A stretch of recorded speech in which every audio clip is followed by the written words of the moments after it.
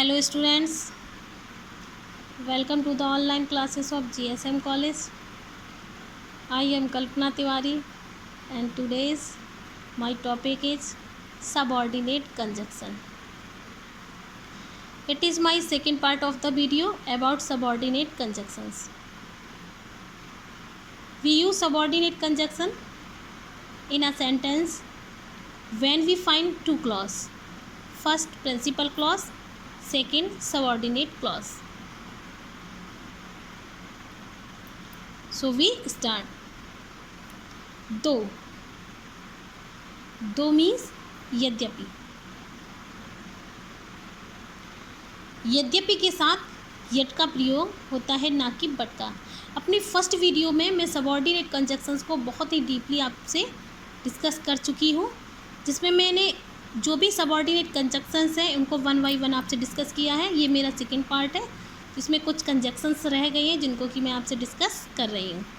दो का मीन्स होता है यद्यपि। यद्यपि के साथ हमेशा यट का प्रयोग होता है, ना कि बट का। एग्जाम्पल देखते हैं। दो ही वाज पुअर, यद्यपि वह गरीब था, और यट का मीन्स जो होता है वो फिर भी निकलता है। फिर भी ही वाज ऑनेस्ट, फिर भी वह ईमानदार था। वह गरीब था, फिर भी वह ईमानदार था। नेक्स्ट सेंटेंस देखते हैं। दो, यद्यपि ही इज रिच, वह अमीर है, फिर भी ही इज़ नॉट सेटिस्फाइड। वह अमीर है, फिर भी वह क्या है, फिर भी वह सेटिस्फाइड नहीं है, फिर भी वह संतुष्ट नहीं है। और कभी कभी सेंटेंस में यदि दो के बाद यट नहीं भी लगा हो और सिर्फ कॉमा लगा हो तो उस सेंटेंस को भी राइट मान लेते हैं। नेक्स्ट सेंटेंस देखते हैं। No sooner. No sooner means बिना मतलब जल्दी नहीं, मतलब बहुत ही जल्दी से। नो सूनर के बाद वर्ब का प्रयोग इंटेरोगेटिव सेंटेंस की तरह होता है और देन का प्रयोग होता है। नो सूनर जो भी सेंटेंस होगा उसमें देन का प्रयोग होगा और वर्ब का प्रयोग इंटेरोगेटिव सेंटेंस की तरह होता है। एग्जाम्पल देखते हैं। No sooner did he see the snake. Did he see the snake मतलब नो सूनर बिना जल्दी किए जैसे ही उसने स्नैक को देखा। देन माने तब। ही रेन अवे, वह भाग गया। बिना जल्दी के मतलब बिना कोई जल्दी के जैसे ही उसने स्नैक को देखा वह तब। देन लगा है, देखिए नो सूनर के साथ देन। तब वह ही रेन अवे, तब वह वहाँ से भाग गया। नेक्स्ट सेंटेंस देखते हैं। स्कार्सली या हार्डली। स्कार्सली का मतलब भी होता है मुश्किल से और हार्डली का मतलब भी होता है मुश्किल से। स्कार्सली और हार्डली के बाद हमेशा व्हेन का यूज होता है, ना कि देन का। देन का यूज़ नहीं होता है। स्कार्सली हार्डली के बाद हमेशा व्हेन का यूज़ होता है। एग्जाम्पल देखते हैं। He had scarcely entered the room when he heard the news. वह मुश्किल से रूम में प्रवेश किया जब ही हियर्ड द न्यूज़, जब उसने न्यूज़ को सुना। जब उसने न्यूज़ को सुना तो वह मुश्किल से रूम में प्रवेश कर पाया, मुश्किल से प्रवेश उसने रूम में किया। He had hardly gone to bed, वह मुश्किल से बेड तक गया। व्हेन ही सा अ ब्लैक शैडो, जब उसने एक काली छाया को देखा तो वह मुश्किल से अपने बेड पर गया। इसके बाद आते हैं सेंटेंस अनलेस और अनटिल। अनलेस में होता है शर्त का पता चलता है और अनटिल में समय बताता है। जिस सेंटेंस में अनलेस लगा होगा कोई शर्त की बात हो रही होगी और अनटिल लगा होगा तो समय का पता चला। और ये दोनों ही सेंटेंस अपने आप में नेगेटिव है। जहाँ पर अनलेस और अनटिल का यूज होता है उस वाले सेंटेंस में नॉट का यूज़ नहीं होता है, क्योंकि ये दोनों ही नेगेटिव सेंटेंस हैं। एग्जाम्पल देखते हैं। He can not pass in examination, वह परीक्षा पास नहीं कर सकता था। अनलेस ही वर्कड हार्ड, ये अनलेस मतलब नहीं करता, नहीं निकल रहा। अनलेस ही, यदि वह कठिन परिश्रम नहीं करता। अनलेस कठिन परिश्रम नहीं किया होता। ही लिखा है उसने कठिन परिश्रम नहीं किया होता तो वह परीक्षा को पास नहीं कर पाता, नहीं कर सकता था। यदि तो दो तो अलग इफ़ नहीं लगा है तो अनलेस लगा है। ही उसने कठिन, अनलेस का मतलब नहीं निकलेगा। उसने कठिन परिश्रम नहीं किया होता तो he can not pass in examination. तो क्या था, अनलेस यहाँ पर कंजक्शन है तो वह परीक्षा को पास नहीं कर सकता था। अनटिल के लिए देखते हैं। Sit here until I come. Sit here, यहाँ पर बैठो, अंटिल आई कम, जब तक कि मैं आ ना जाऊँ, यहाँ पर बैठो जब तक कि मैं आ ना जाऊँ। इसके बाद देखते हैं लीस्ट। लीस्ट का मतलब होता है कहीं ऐसा ना हो। लीस्ट की हिंदी होती है कहीं ऐसा ना हो।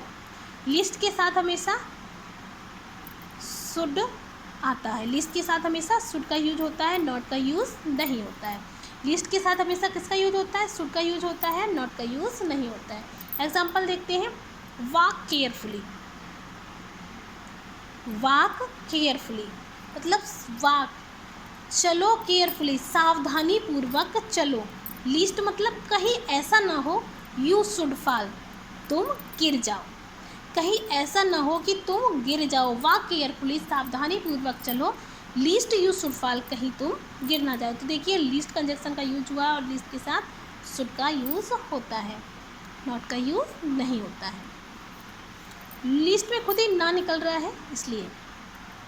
इसके बाद सेंटेंस है जैसे कि regard, represent, describe, mention, define और ट्रीट। इन वर्ड के बाद हमेशा एज का यूज होता है। किसका यूज होता है? एज का। ये आपको अपने माइंड में रखनी है चीज़ें, regard, describe, define, represent, mention और ट्रीट। इन वर्ड के बाद हमेशा एज का यूज होता है। नेम, कॉल, थिंक और कंसीडर, ये जो है आदि वर्ग के बाद हमेशा एज का यूज होता है। तो देखिए एज का यूज कहाँ कहाँ पर होता है? इन वर्ड के बाद एज का यूज होता है। और यदि किसी का नाम हो, कॉल, थिंक, कंसीडर आदि वर्ग के बाद भी एज का यूज़ नहीं होता है। ये चीज़ें ध्यान रखिए। नेम के बाद एज का यूज़ नहीं होगा, कॉल के बाद यूज़ नहीं होगा, थिंक के बाद यूज़ नहीं होगा, कंसीडर के बाद यूज़ नहीं होगा, एज का यूज़ नहीं होता है। यदि वो वर्ब के रूप में यूज हो रही हैं तो, यदि उन्हें एज ए वर्ब यूज किया जा रहा है तो उनके साथ एज का यूज़ नहीं होगा। जैसे he regarded him as his super hero. He regarded वह मानता है, हिम मतलब उसको, वह उसको मानता है, एज मतलब के जैसा, एज हिज सुपर हीरो वह अपने सुपर हीरो के जैसा उसको मानता है, वह अपने सुपर हीरो के जैसा उसको मानता है। He think him a super hero. Think ये लिखा था ना, थिंक के बाद क्या होता है? एज का यूज़ नहीं होगा, क्योंकि ये वर्ब सोच रहा है, ये वर्ब के रूप में यूज हो रहा है। तो थिंक के बाद क्या है? एज का यूज़ नहीं हुआ। He think him a super hero. यदि नेम, कॉल, थिंक, कंसीडर ये word as a verb use हुए हैं तो इनके बाद एज का यूज़ नहीं होगा। बाकी का regard, describe, define, represent, mention, treat इनके बाद एज वर्ड का यूज़ होगा। अब आता है word as if. As if का मतलब होता है मानो की, और एज दो का मतलब भी होता है मानो की। इनसे शर्त या कल्पना दिखाई देती है। इनके साथ पास्ट कंडीशनल टेंस का यूज होता है। जैसे कि ही टॉक्स, वह बात करता है, as if they were mad, जैसे कि वे पागल थे। वह बात करता है, ही टॉक्स वह बात करता है, एज इफ का मतलब मानो कि, दे वर मेड वे पागल थे, ऐसे वह बात करता है। इसके बाद आता है सेंटेंस बिकॉज। बिकॉज का मतलब ये होता है क्योंकि, जहाँ पर क्योंकि निकल रहा हो। एग्जाम्पल में देखते हैं, ही इज़ नॉट हैप्पी, वह खुश नहीं है, बिकॉज क्योंकि he is in critical situation, क्योंकि बहुत ही क्रिटिकल सिचुएशन, बहुत ही दयनीय स्थिति में वो है, इसलिए वह खुश नहीं है। क्योंकि वहाँ पर यूज होता है जहाँ पर किसी कारण को बताया जा रहा हो, जहाँ पर कोई कारण बताया जा रहा हो वहाँ पर क्योंकि का यूज होता है। बिकॉज ये भी एक सबऑर्डिनेट कंजक्शन है। तो he is not happy because he is in critical situation, वह खुश नहीं है क्योंकि वह एक बहुत ही दयनीय परिस्थिति में है। इसके बाद आते हैं आइदर के साथ हमेशा और का यूज होगा, नाइदर के बाद हमेशा नॉर का यूज होगा, और नॉट ओनली के साथ हमेशा बट आल्सो का यूज होता है। एग्जाम्पल में देखते हैं, our prime minister is not only a politician, हमारे प्रधानमंत्री जो है वो न केवल एक पॉलिटिशियन है बट आल्सो ए राइटर, बल्कि एक लेखक भी हैं। हमारे प्राइम मिनिस्टर जो है वो केवल एक पॉलिटिशियन ही नहीं बल्कि एक लेखक भी हैं। तो देखिए यहाँ पर नॉट ओनली के साथ बट आल्सो का यूज हुआ है। इसके बाद आता है सेंटेंस नाइदर। नाइदर के साथ हमेशा नॉर का यूज होता है। Neither the teacher nor the students were present, ना तो टीचर प्रेजेंट थे और ना ही कोई स्टूडेंट वहाँ पर प्रेजेंट था, तो नाइदर के साथ यहाँ पर नॉर का यूज हुआ है। नेक्स्ट देखते हैं आइदर। आइदर यू, या तो तुम, और योर ब्रदर, या तो तुम या फिर तुम्हारा भाई, मस्ट रीड इट। मस्ट मतलब चाहिए, जहाँ पर निश्चित रूप से उस काम को करना है, श्योरली जिस काम को करना हो वहाँ पर मस्ट का यूज होता है। तो या तो तुम या फिर तुम्हारा भाई मस्ट रीड इट, इसको पढ़ना चाहिए। या तो तुम पढ़ो या फिर तुम्हारा भाई, कोई भी इसको पढ़ना चाहिए, मतलब दोनों में से किसी को भी ये जो भी कुछ है उसको पढ़ना चाहिए, श्योर रूप से पढ़ना है। I hope you all will understand very well. Thank you.